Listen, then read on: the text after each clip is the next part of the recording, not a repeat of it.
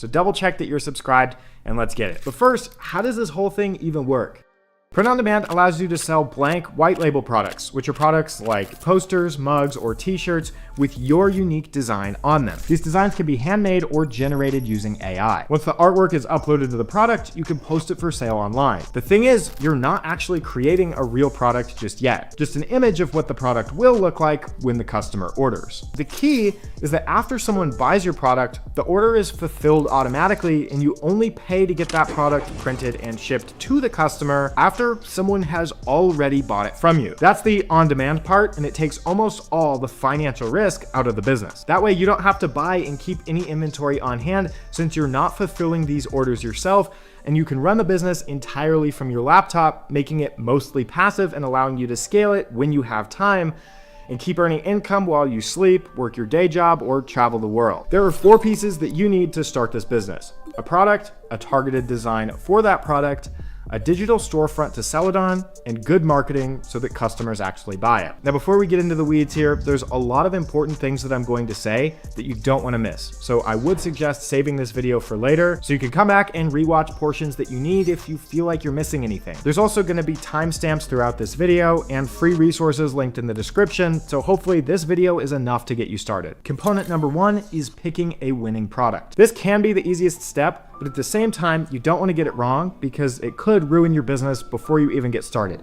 So how do you know what product to sell? There's 3 things that I look for in a winning product. First, I always make sure that the product I'm selling is evergreen. This means it's been selling for a long time and will continue to sell into the future. Look, I don't want to put a bunch of work into and make a bunch of designs for a product that's going to eventually stop selling. So to find a winning product, we have to look at what's already been working. And the reason that we start with the product is because the designs that we put on the product are what target specific niches that we want to sell to. Nobody's going to buy any of these blank products. So we're mainly selling the design that go on these products. And I only ever sell long-term best-selling products, which are basically any products in this list, like t-shirts, mugs, posters, because they've been proven to work for years. And these types of products will continue to sell pretty much no matter what. My shops that have done 6 and 7 figures have all sold the most competitive products like t-shirts and mugs. And some people see a bunch of competition, but I see a huge opportunity with tons of demand. Remember, it's not the mug that we're selling. We're selling the unique design that we put on the mug, and that's how we stand out with an evergreen product. Second, the product has to make a good profit. What's the point of even owning a business if it doesn't make money? My goal is always at least a 20% profit margin, but ideally a little closer to 30%. Let's say that I'm selling a sweatshirt from Printify, okay? This is gonna cost me roughly $12 just for the item itself, and then another $7 for the shipping, so my total cost is about $20. This best-selling sweatshirt sells for $30 base, and then another $10 since it ships from Canada. And here's another best-selling sweatshirt. Again, this one sells for $37 to $48. So I think it's reasonable to assume we could make around, $30 to $35 at least with a sweatshirt. If we plug these numbers in, even after fees, you can see we'd be left with around a 27% profit margin, or about $9 per sale, which is perfect. This gives us a really nice profit per order since we're using mostly organic traffic, but it also has enough margin that we could run paid ads if we want to. It's just a rule of thumb. But again, if you sold something more expensive, like these custom AI pet portraits that I sold at my challenge shop that I grew to over $100 profit per day, you can make a lot more profit per order, but it's not really passive at all. So you need less sales to make good money, but it's way less scalable over time. So you kind of have to pick your poison. Shops that are easy to grow in the short term usually don't make as much money long term, and the long-term passive shops usually make the most amount of money over the course of its life. Third, the product has to be versatile.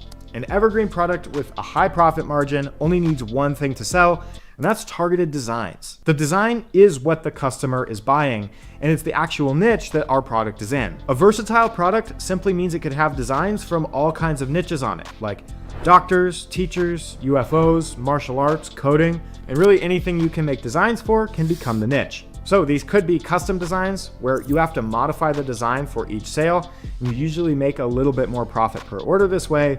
or you can sell pre-made designs, which are just sold as is, which obviously sell more passively once they're created. They could also be evergreen designs. These will sell occasionally and continue to sell long into the future, or trending designs that usually sell really well for a couple weeks and then die off. The important thing here is that your product shouldn't box you in to making one type of design. When you're trying to decide what to sell, think long term.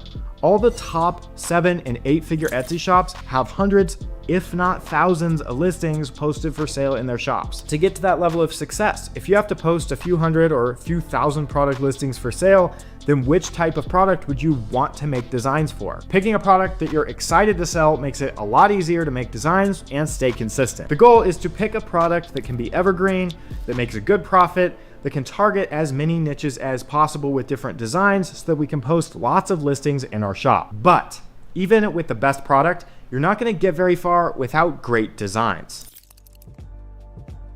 The thing is, making designs is easy, but most sellers fail because they don't understand what a good design looks like. Luckily for you, good designs only have 2 elements: a targeted niche and a targeted art style. Since we're gonna open the shop on Etsy, that's where we'll start our research. A targeted niche should be hot and working right now so that when we post our products for sale, they rank quickly. And we wanna sell in niches that have high search volume, but low competition. Now, you can do all of this research for free on Etsy, but you're just not going to get the same level of detail unless you use a research tool like Listing View, which lets me spy on competitor shops, view all of their top listings, and then validate keyword niche ideas before I go spend time making the design. For example, this was the top listing in my challenge shop, a bartender themed pet portrait. And this single listing made over 80% of the total sales and total profit. And let me show you how I figured out that this would sell. You first have to find a shop that's selling the same product that you're selling. Here's an example shop selling sweatshirts that we could use to model our own shop after. So I can use Listing View to analyze this shop and see how well it's performing over time. So this shop opened up 11 months ago and it's already made over 13,000 sales, or around 1,000 sales a month. Remember, even after all of our costs and fees, we can make about $9 of profit per order. So with 1,000 sales per month, that could be about $9,000 of profit. 11 months from now, it could be you making $9,000 a month passively from your shop if you took this serious. Once we know that a shop is successful, we can come down here and filter out all of their listings to find the best selling ones. Typically, the very, very top ones are the more general listings that are gonna be a lot harder to compete for. So I'm just gonna choose one that's a little bit down the list. So this one, it says dog outline. So if we click on it, we'll just come and see what this is. And it kind of breaks down all of the listing stats. Now, this single listing has made an estimated $3,000. So I say that this could be a good idea. Now, this particular listing is a custom product, but the research process is the same no matter what you're selling. If you're just doing this on Etsy and you found this winning listing, you would probably just try to make your own version and post it for sale and hope for the best. But since I'm using Listing View, I can validate the niche even further by checking the competition and its score. So I want to take the main keyword from the listing so that I can analyze it using the keyword finder. So I'm just gonna put in a dog portrait outline, and you can see a breakdown of how well this keyword should perform. So this is a kind of detailed breakdown of this keyword. If I made listings with this keyword in it, I would be competing with only about 4,100 other listings. And that's actually extremely low considering that this keyword's getting around 1.7 million views. If a niche has less than 10,000 competing listings, your chances of getting sales are pretty good. This is cool because it will also show us top keywords for similar top listings that are ranking in search. So for example, pet line drawing, custom line drawing, dog ear outline, and dog line drawing are also top niches that have a high search volume with low competition. We want to target this kind of niche that has max views with low competition. If I tried to search for something like a dog portrait, you can see the score is basically 0, meaning there's way too much competition.